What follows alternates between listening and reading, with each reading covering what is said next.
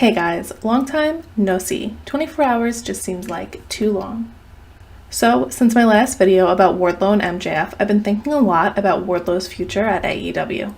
So let's talk about it. The man they call Wardlow is one of the most underrated AEW wrestlers. Ever since the mainstream fans have seen him in action, they were quick to like him. He's built like a tank, and with all the attributes of an ideal wrestling main eventer, it looks like he's destined to be the face that runs the place. The question is, when and how can this happen? His best documented moments before AEW have happened in IWC. Starting in late 2014 into April 2015, he was on a bit of a winning streak at IWC, even emerging victorious in the Ric Flair Invitational Battle Royale. In 2016, he received his first taste of gold when he won the vacant IWC World Heavyweight Championship.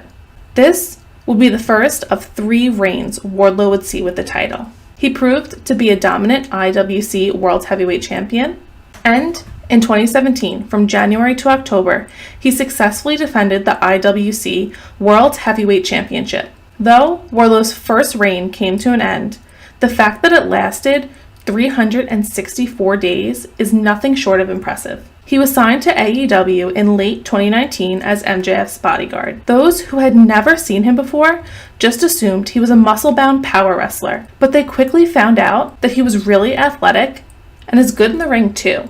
If the execution of the F10 is any indication of his strength and ability, it was highlighted when we saw Jake Hager attempt it on Dynamite, while Wardlow wasn't able to be there. And honestly, I thought that was such a good touch. While AEW hasn't had Wardlow looking weak except for that match with Orange Cassidy, he's worked well with his opponents and his squashes have been really good. What's interesting is while he's regularly getting screen time, we never see him in the ring multiple times a week, and not even weekly. This is one change I haven't liked in wrestling. We just don't see programs like we used to. So it's pretty clear that he's a big part of MJF's success in 2020 in many ways. But he brings a lot more talent to the table. He has facial expressions and subtle acting skills that take others years to perfect. The staring thing with Jake Hager was so funny, but honestly, I'm happy that it's over now. In the ring, he has some rough edges, but with regular appearances, it's clear that he has the talent to smooth out any kinks very quickly. And honestly, it only helps that he's an articulate speaker under it all.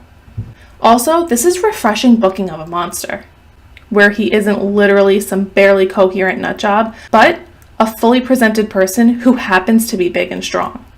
In the Diamond Battle Royale, things were expected to take a turn as Wardlow, MJF, and Sammy Guevara were competing in the same match. MJF said at the start of the match that the Diamond Ring belonged to all 3 of them. Later on, we had a tease at the end, but the tensions increased between MJF and Guevara instead of what everybody else expected. And everybody started taking notice of how good Wardlow is. His relationship with MJF was predicted to have a similar end to that of Triple H and Batista. However, it isn't safe to compare them, because that was the main event story. And they had a bond that lasted a while before the turn. Triple H and Batista had a 2-year partnership that went south once Batista got tired of being in Hunter's shadow. Plus, both had defining characters. Triple H was the most hated wrestler in the world, and Batista started as muscle and made his way up to a face. At this time, MJF is nowhere near as close to the top or even as hated as the man with the 3 H's. So it can't be assumed that they'll break up anytime soon, even though I hope that they do. More similarly is a storyline between HBK and Diesel. HBK brought Diesel in strictly as his bodyguard, like MJF did Wardlow. And they both played background to the major star, but before long, they showed their ability, and the fans wanted more.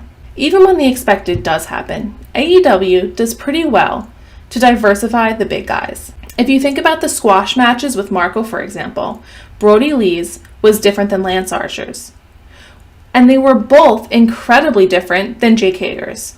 Depending on what kind of character Wardlow is, once he inevitably resigns from MJF's bodyguard position, we could be seeing any number of ways for him to be big and tough. However, one thing is for sure, and that's the future World Championship run. When exactly? It doesn't look like it's going to be in the near future, but Once AEW gets their act together, I hope we'll be seeing him and Hangman Page up top. So, what do you guys think AEW is going to do with Wardlow in the future? Leave a comment down below. Don't forget to like and subscribe for more content like this. It really helps me out more than you know, and I will see you guys tomorrow. Bye!